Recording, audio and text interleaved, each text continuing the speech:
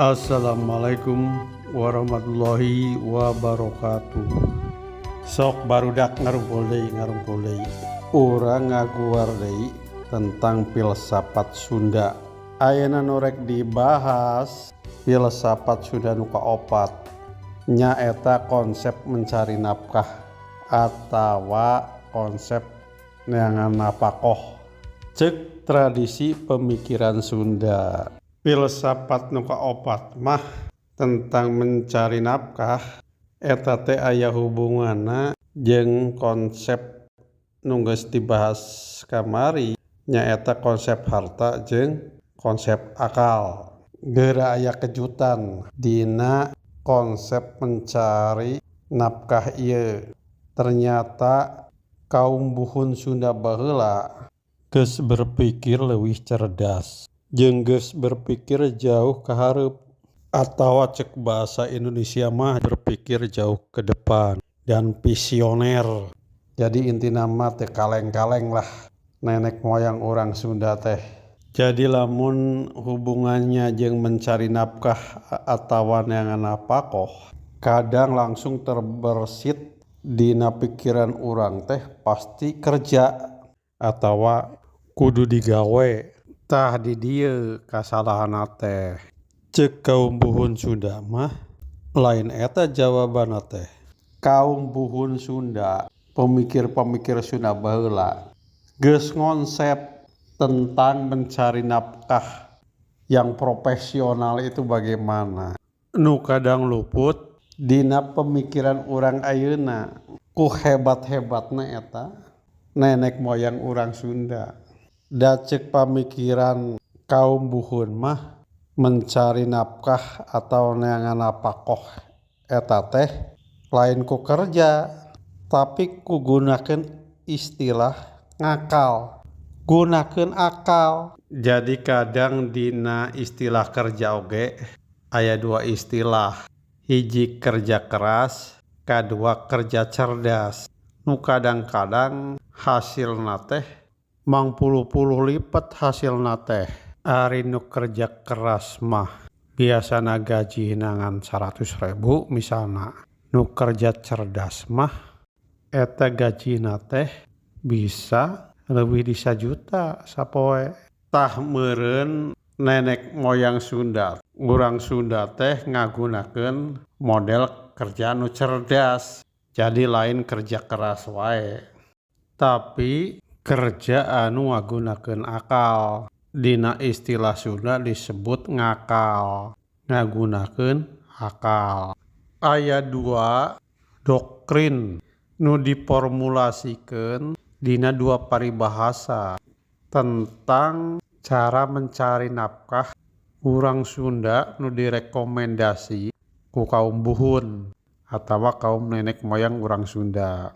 Nu kahiji dina paribahasa lamun hayang ngakeul kudu ngakal. Jeung paribahasa anu kadua lamun teu ngarah moal ngarih, lamun teu ngoprek moal nyapek, lamun teu ngakal moal ngakeul. Tah paribahasa ieu lamun diterjemahkeun langsung ka bahasa Indonesia rada hese. Sabab di bahasa Indonesia meureun eueuh istilah ngakeul. Tong borok kitu. Barudak Sunda ayeuna ge sigana mah teu arapaleun eta arti ngakeul jeung ngarih. Da ayeuna mah nyarangu ge make magic jar teu diarakeul. Tah definisi ngakeul teh dina istilah Sunda lamun di bahasa Indonesiakeun kieu. Ngakeul adalah suatu proses setelah nasi itu matang. Dulu di masyarakat Sunda sebelum dimakan itu ada proses yang disebut ngakeul.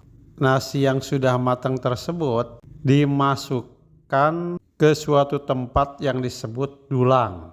Kemudian diaduk-aduk dan dikipasi supaya unsur asapnya hilang sehingga menghasilkan nasi yang pulen.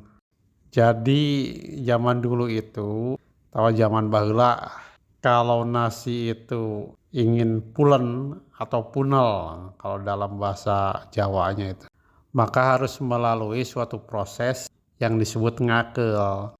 Gitu tah. Nu jadi pertanyaan, kunaon atuh cenah lamun langsung bisa didahar mah kudu make proses ngakel sagala. Tah di dieu urang Sunda baheula mah lamun makan teh jadi kudu dinikmati supaya nikmat, supaya hasilnya maksimal alias pulen nya kudu melalui proses ngakel ieu. Tah ayeuna naon hubunganna jeung nyari nafkah atawa neangan nafkah? Tah di dieu perumpamaana ngakel teh aya hubunganna jeung dahar. Tujuan utama jelema mencari nafkah sabenerna mah hubungannya jeung dahar, baik keur pribadi maupun keur keluarga. Da anu sejenna mah pendukung wungkul atau pelengkap. Jadi ngakel di dieu maknana teh sarua ejeung mencari nafkah atawa neangan nafkah nu optimal. Jadi kasimpulanna kieu, lamun hayang ngakel kudu ngakal, artina teh lamun hayang mencari nafkah anu maksimal, nafkah nu optimal, kudu ngakal atawa kudu ngagunakeun akal. Tah di dieu hebatna nenek moyang orang Sunda teh. Hebatlah, cerdas, visioner, jeung punya konsep masa depan nu hebat. Jadi lamun nyari nafkah nu optimal teh gunakeun akal atawa ngakal. Akal teh biasana dihubungkeun jeung pikiran. Lantaran produk akal teh nyaeta pikiran. Produk pikiran nyaeta ilmu pengetahuan.